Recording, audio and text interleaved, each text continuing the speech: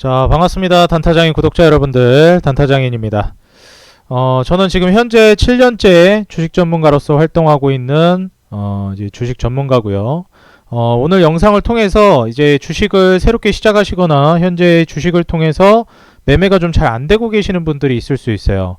그래서 이 영상을 통해서 왜 그런지, 실제로 정말 주식으로 돈을 버는 사람들 혹은 이제 주식으로 정말 부자가 된 사람들은 어떻게 해서 부자가 됐는지, 제가 지금 현재뿐만 아니라 과거부터도 지금 역사적으로 계속해서 주식 부자들이 정말 목숨처럼 지키면서 유지해 왔던 이 매매 원칙 딱 5가지를 우리 구독자 여러분들에게 말씀드리려고 합니다. 이건 저 역시도 좀 지켰던 부분이고요. 사실 뭐 다른 측면으로도 주식 부자가 됐거나 주식을 통해서 이제 부자가 된 투자자들이 있겠지만, 정말 제가 실제로 만나봤던 주식 부자들 뿐만 아니라 제가 실제로도 이 매매 원칙을 지켜서 저는 주식으로 꽤나 이제 만족스러운 돈을 벌었기 때문에 우리 구독자 여러분들하고 좀 공유를 하려고 해요. 제가 사실 이제 목표했던 부분들이 바로 이제 주식 투자로 인해서 수익률을 일구어내고, 그걸 기반으로 해서 이제 부동산을 구매하는 게 저의 이제 어떻게 보면 투자 루틴이거든요. 그래서 저는 지금 현재 수익이 날 때마다 수익 실현을 함으로써 부동산을 이제 모아나가는, 혹은 부동산을 업그레이드하는 투자 전략으로서 이 원칙들을 지켜나가고 있다라는 점을 여러분들이 참고하셔가지고 대입해 보시면 좋을 것 같습니다. 자, 그렇다면 주식 부자들이 매매 원칙으로서 반드시 지키는 5가지 원칙이 뭔지 지금부터 저와 함께 살펴보시죠. 자, 첫 번째로 금액이 아닌 수량에 집중한다라는 것을 여러분들께 말씀을 드리고 싶습니다. 이 금액이 아닌 수량에 집중한다라는 게 좀 어떤 말인지 이해가 안 되시는 분들도 있을 텐데, 예를 들어서 가령 여러분들이 이제 주식 투자를 진행한다라고 했을 때 내가 이제 A라는 종목을 매수했다라고 가정해 보겠습니다. 이 A 종목을 매수했다라는 가정하에 여러분들이 한 1000만원을 매수했다라고 가정해 볼게요. A 종목을 1000만원을 매수했습니다. 그럼 여러분들이 이제 딱 벌써 여기부터 느껴지는 게 뭐죠? 그렇죠. 1000만원을 매수했다라는 거를 집중한다라는 거예요. 근데 여기에 집중해서는 안 되고, 예를 들어서 주가가 1000원, 뭐 예를 들어서 한 만원이었다고 가정을 해보겠습니다. 한 주당 만원인 주식이에요, 현재 주가가. 그래서 여러분들이 1000만원어치를 샀어요. 그럼 몇 주를 산 거죠? 그렇죠. 1000주를 매수한 겁니다. 그래서 여러분들이 포커스를 맞추셔야 하는 거는 이 1000만원을 매수했다가 아니라 1000주를 매수했다라는 거에 집중을 하셔야 돼요. 근데 정말 많은 개인 투자자 여러분들이 멘탈 관리를 하지 못하고 중도 하차를 하거나 성과를 내기 전에 주식에서 이제 좀 손실을 보고 빠져나오시는 그런 분들, 정말 좋은 기업에 투자했음에도 불구하고 손실을 보는 이유 중에 하나가 금액에 집중해서 그렇습니다. 사실 이제 그 주식을 잘 하시는 분들이 꼭 이제 지키는 원칙들 중에서 뭐 좋은 기업을 매수해라, 재무제표 봐야 된다, 뭐 저평가된 기업을 봐야 된다, 이런 뻔한 거는 너무 당연한 얘기이기 때문에 제가 제외했다라는 점을 좀 짚고 넘어가겠습니다. 그런 당연한 건 당연히 지켜야 되고요, 여러분들. 근데 일반 투자자분들이 많이 놓치고 있는 부분들을 말씀을 드리려고 해요. 여러분들이 이제 주목하셔야 되는 거는 바로 이 1000주를 매수했다라는 거에 주목하셔야 돼요. 1000주를 매수했다라는 거는 줄어들지가 않아요. 예를 들어서 여러분들이 1000만원을 매수했는데 예를 들어서 한 주당 만원에서 이제 한 주당 5000원으로 떨어졌다고 가정을 해보겠습니다. 주가가 하락한 거죠. 주가 하락했습니다. 그러면 나의 평가 금액은 얼마일까요? 평가 금액. 나의 평가 금액은 1000만원에서 500만원으로 손실을 보게 됩니다. 그럼 여기서 정말 많은 개인 투자자분들이 1000만원에서 500만원으로 줄어들었으니까 난 마이너스 50%네, 난 마이너스 50% 손절했고 주식이 날아가 버렸네 라고 생각을 하세요. 하지만 여러분들이 평가 금액이 500만원이 돼서 수익률이 마이너스 50%가 돼도 변하지 않는 사실은 1000주를 보유하고 있다는 사실입니다. 이게 굉장히 중요한 거예요. 그래서 실제로 이제 기업들이 뭐 증자를 통해서 이제 희석을 시키는 이런 것들을 또 주주들이 굉장히 민감하게 대응하는 이유 중에 하나가 내가 보유하고 있는 주식이 일정할 때 나는 거기에 지분만큼의 이제 어떻게 보면은 주인의식을 가지고 이제 투자를 하는 거거든요. 근데 이제 천주를 가지고 있는 게 희석이 되는 효과를 발휘합니다. 이제 증자를 계속하게 되면. 그래서 증자에 그렇게 민감한 거예요. 주주들이. 근데 여러분들이 금액을 보고 가게 되면 주식에 집중을 하지 않고 나는 500만원 손실 봤어 라고 얘기를 합니다. 그렇지만 여러분들이 보유하고 있는 주식수는 단 한 주도 줄어들지 않았어요. 단지 평가 금액만 바뀌었을 뿐입니다. 여러분들이 한 주당 만원에 매수했을 때 이게 저평가되어 있고 충분히 투자 가치가 있다라고 생각했으니까 결론을 내려서 투자를 하셨을 거예요. 그리고 이게 만원에서 15,000원, 2만원 갈 거라고 생각을 하셨으니까 매수를 하셨겠죠.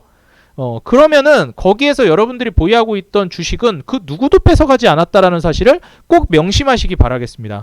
그래서 저 같은 경우에는 가장 이제 좀 수익이 많이 났던 주식 같은 경우에도 주가가 굉장히 많이 하락할 때가 있었어요. 뭐 마이너스 30% 가는 종목도 있었고 뭐 마이너스 50% 가는 종목도 있었습니다. 근데 제가 이때도 계속 삼아왔던 이유는 뭐냐면 한 주당 만원에서 5천원이 되면은 무슨 일이 발생하냐면 예전에는 내가 1,000만원으로 1,000주를 매수할 수 있었는데 이제는 변하지 않는 사실은 1,000주를 보유하고 있다는 거고 변한 사실은 뭐냐면 같은 1,000만원으로 예전에는 1,000주를 매수할 수 있었는데 1,000주에서 2,000주를 매수할 수 있다는 사실입니다. 이게 바뀝니다. 그래서 정말 주식을 잘하는 사람들이 정말 좋은 기업을 발견했을 때 주가가 하락하면 너무나 좋아하는 이유 중에 하나가 정말 주식 부자들이나 주식을 잘하는 투자자들이 주가 하락을 반기는 이유 중에 하나가 올라갈 건 당연한 기업인데 내가 이 기업을 같은 돈을 가지고 2,000주를 살 수 있다는 사실 때문입니다. 그래서 주식을 오히려 또 사는 거예요. 또 1,000만원어치를 또 사는 겁니다. 그래서 직장인분들이 굉장히 이제 주식으로 돈을 벌기가 좋은 구조가 뭐냐면 적금 대신 주식에 적금을 붓는 거예요. 이게 굉장히 중요한 이론입니다. 이걸 못하는 투자자분들이 굉장히 많아요.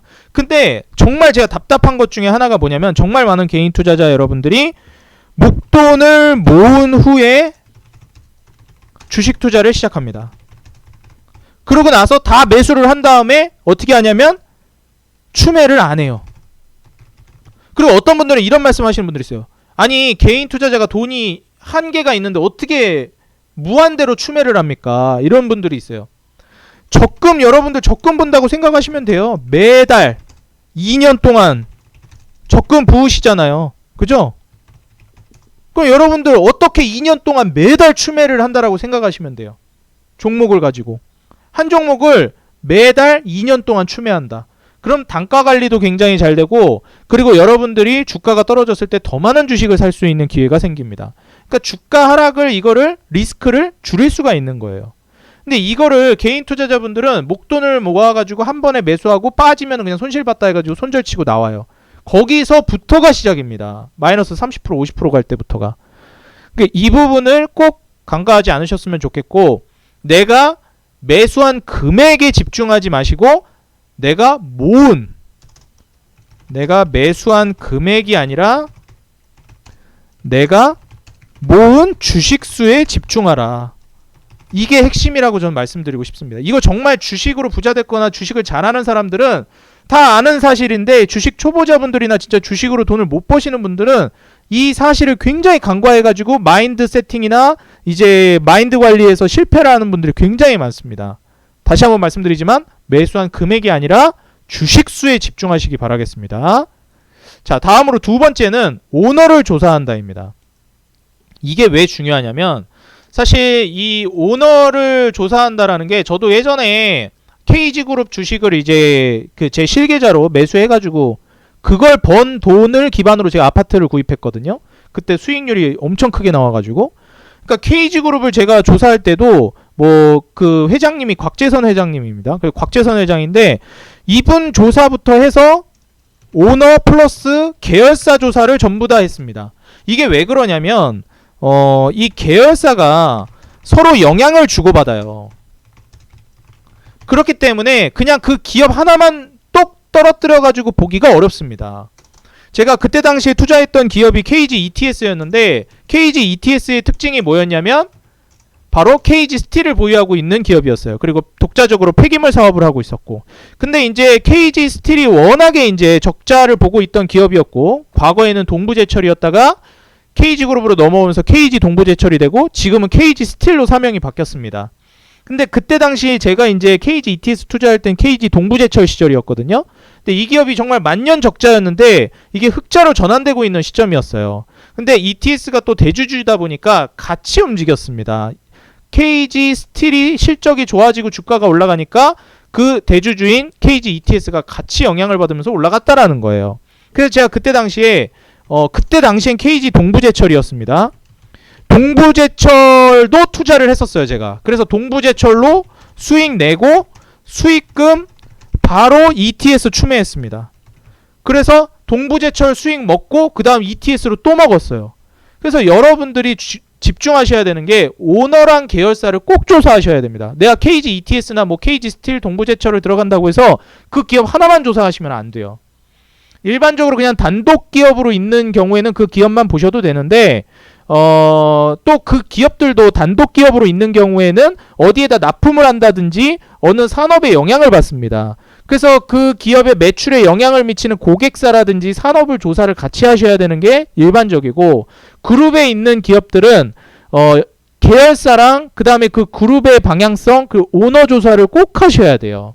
제가 이때 당시에도 그 곽재선 회장님 비롯해가지고 계열사 조사를 싹 했었습니다. 제가 ETS가 이제 KG그룹이 동부제철을 먹고 그 다음에 ETS까지도 제가 괜찮게 봤던 이유 중에 뭐가 있었냐면, KG그룹이 여러분들 들고 있는 것 중에 하나가 KG 이니시스하고 그 다음에 KG 모빌리언스가 있었어요.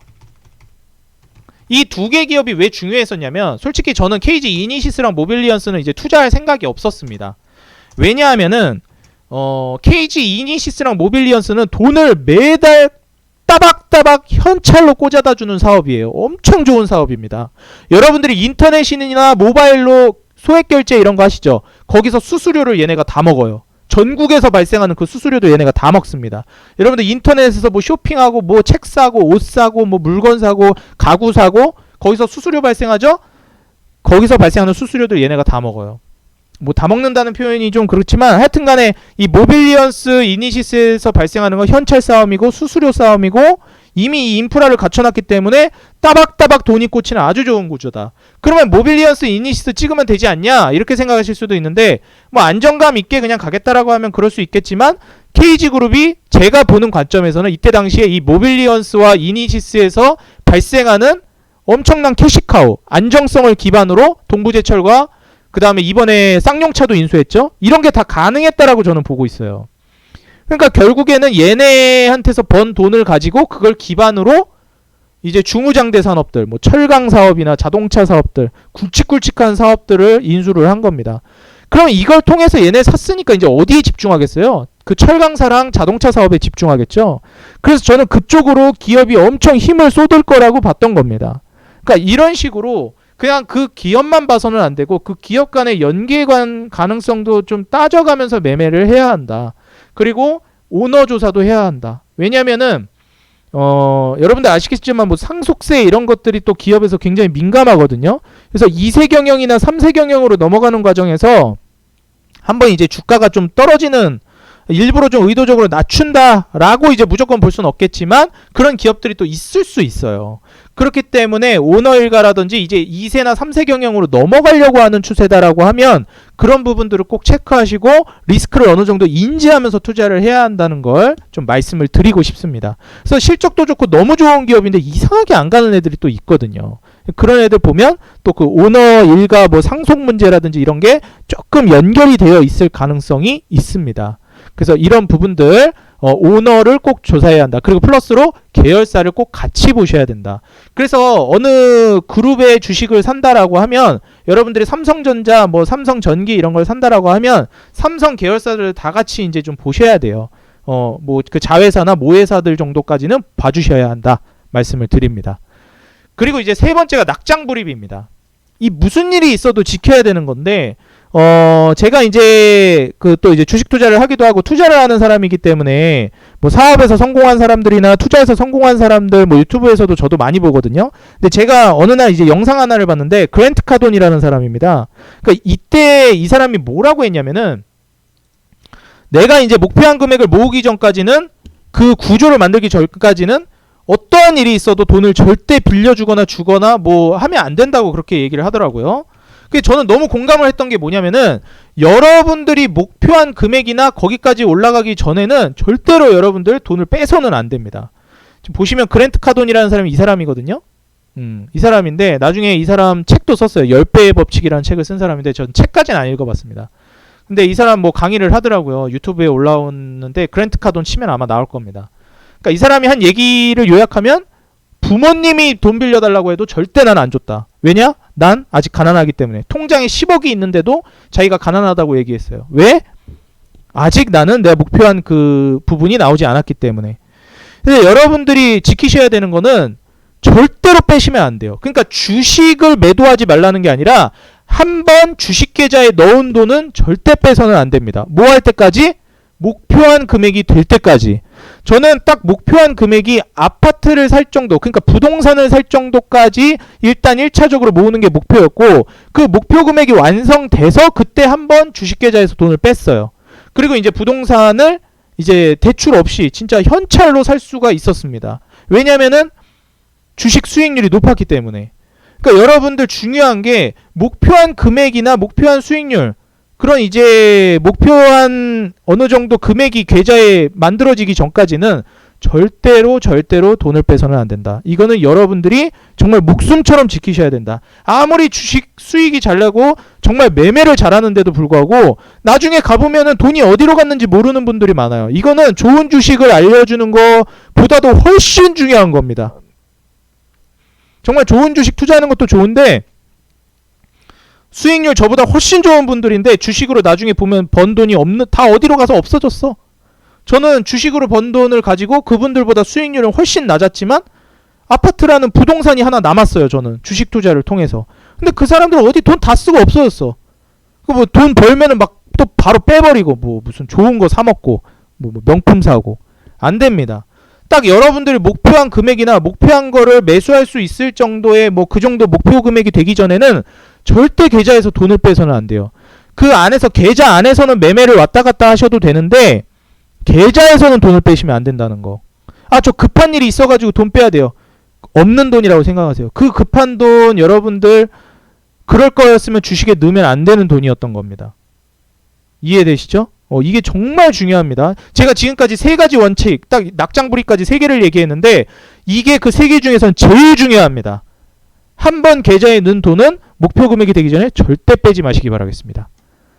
그 다음에 이제 네 번째, 반드시 바로 매수할 필요는 없습니다. 예를 들어서 여러분들 주식 시장이 이제 좀 떨어질 때 있잖아요. 막 폭락을 한다든지. 근데 사실 그냥 여러분들이 적금식으로 제가 이제 투자를 하는 거를 말씀을 드렸는데 적금식으로 이번 달에 100만원 주식 계좌에 넣어야지 계좌에 그냥 넣기만 하셔도 돼요. 넣자마자 바로 매수해야 된다는 강박이 있는 분들이 있습니다. 저도 그렇거든요. 근데 저도 이걸 잘 못 지키고 있기는 한데 안 지켜도 저는 어차피 다음 달에도 살 거고 다다음 달에도 주가가 폭등하지 않는 이상엔 떨어진다라는 상황이 왔을 때는 계속 살 거기 때문에 그냥 사요. 어차피 평당 그냥 맞춰지기 때문에.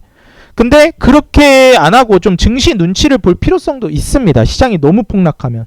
그리고 중요한 게 내가 정말 완벽하다고 생각했던 종목도 갑자기 상황이 급변하면서 주가가 떨어질 수 있어요. 근데 그럴 때는 상황이 개선이 되는지를 좀 더 뒤로 한 발 물러나가지고 지켜볼 필요성도 있습니다. 더 이상 추매를 하지 않고. 지금까지 추매했던 금액은 그대로 홀딩해가지고 가져가더라도 더 이상 추매를 하는 건 잠깐 기다려봐도 괜찮거든요. 그러니까 여러분들이 기계적으로 무조건 그거를 매집해야 된다는 강박에서는 벗어나시라. 그래서 내가 A라는 종목을 예를 들어서 매수를 했었는데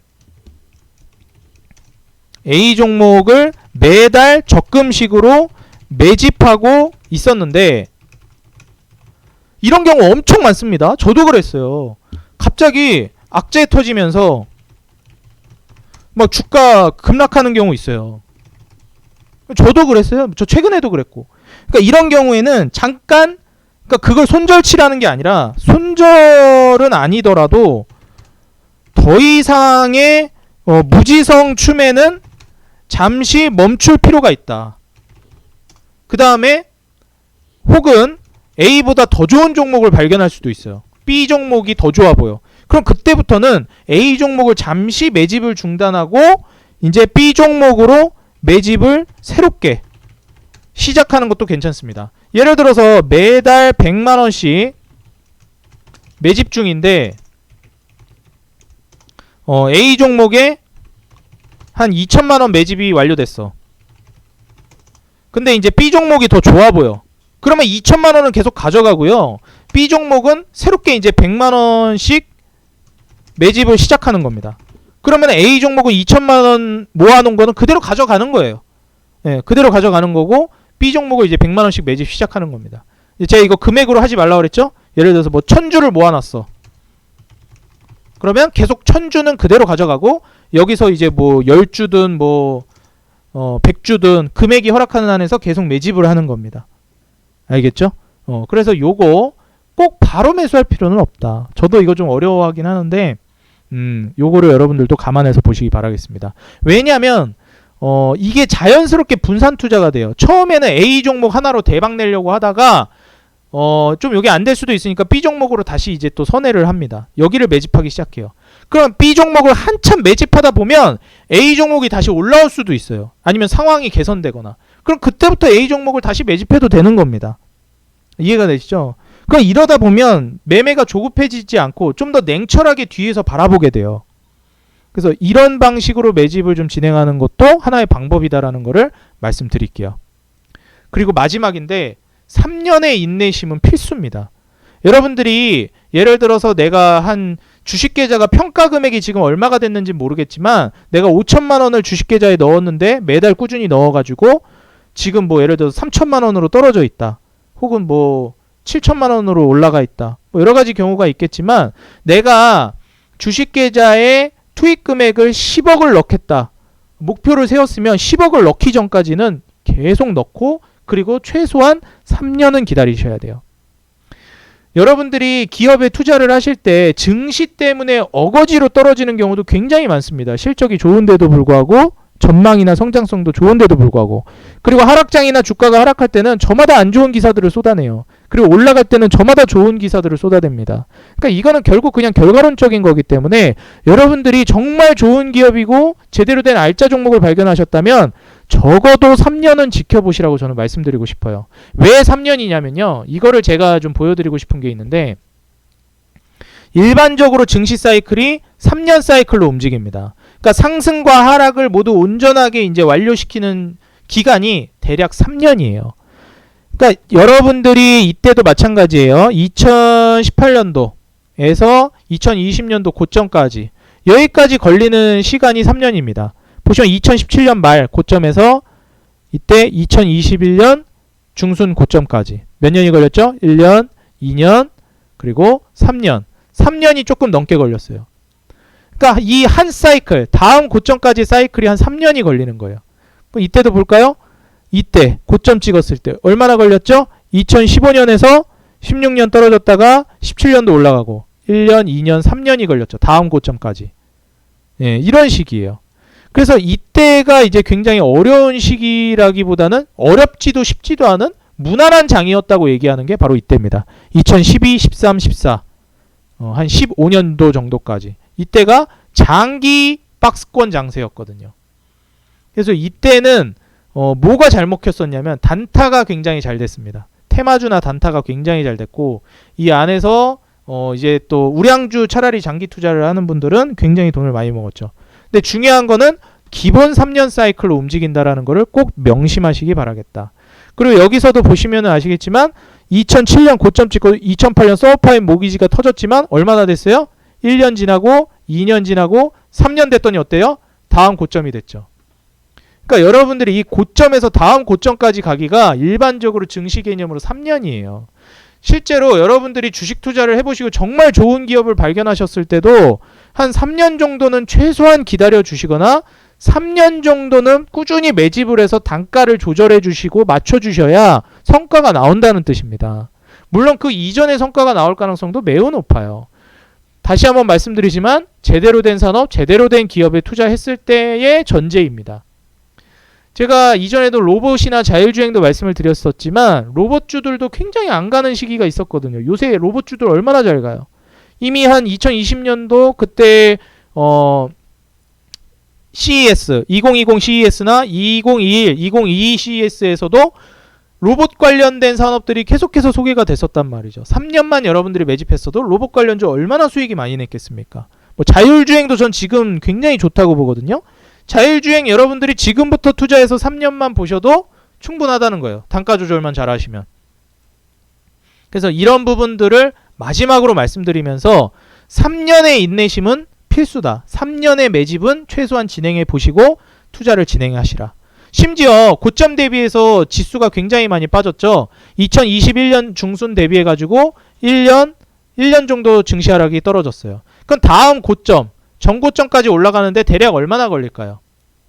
네, 물론 뭐 증시가 너무 안 좋고 뭐 이때 고점 뭐 회복 못할 거다 이럴 수도 있겠지만 제가 말씀드렸죠. 일반적인 사이클이 한 3년이라고.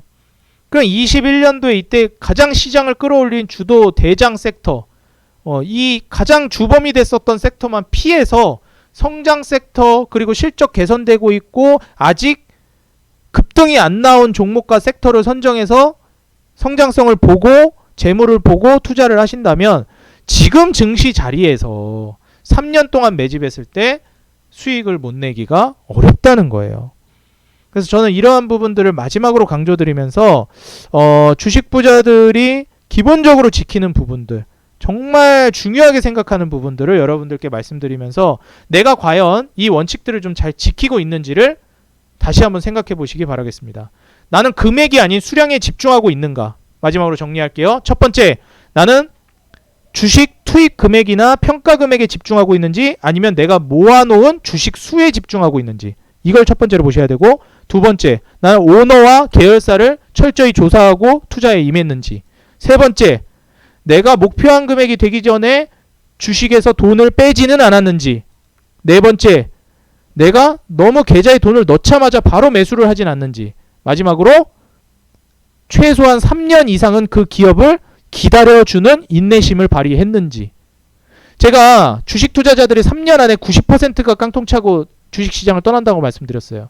요즘은 안 그럴지 모르겠는데 불과 한 4, 5년 전만 해도 주식 투자하시는 분들 거의 대부분 이랬어요. 인식도 안 좋았고. 근데 요즘에는 좀 많은 개인 투자자분들이 좀 주식에 눈을 뜨시기도 하고 건강하게 매매하는 방법을 좀 알게 되셔가지고 좀 더 잘하시는 것 같아요. 인내심이 좀 더 느신 것 같습니다. 근데도 아직까지도 이걸 못하시는 분들이 많다. 여러분들이 이 5가지만 체크하고 가신다면 아마 여러분들의 주식 투자 성공률이 기하급수적으로 올라갈 거라고 저는 확신하고요. 이 5가지 원칙만 지키셔도 여러분들이 기본적인 기업과 산업 분석을 잘 하신다면 충분히 수익을 내고 주식으로 수익을 낸 이후에 부자까지 될 수 있습니다. 전혀 어려운 게 아니고요. 이걸 지키는 게 어렵습니다. 꼭 여러분들 이걸 지키셔서 주식 부자 되시길 바라겠고요. 항상 여러분들에게 도움이 되는 내용으로 여러분들과 함께 앞으로도 영상을 제작해서 올리도록 하겠습니다. 오늘 영상 도움이 됐다 하시는 분들은 좋아요와 하단에 댓글 달아주시면 진심으로 감사드리겠고요. 저는 다음 영상에서 더 좋은 내용으로 찾아뵙겠습니다. 여러분들의 좋아요와 응원 댓글은 영상 제작에 큰 힘이 되고 있습니다. 감사합니다.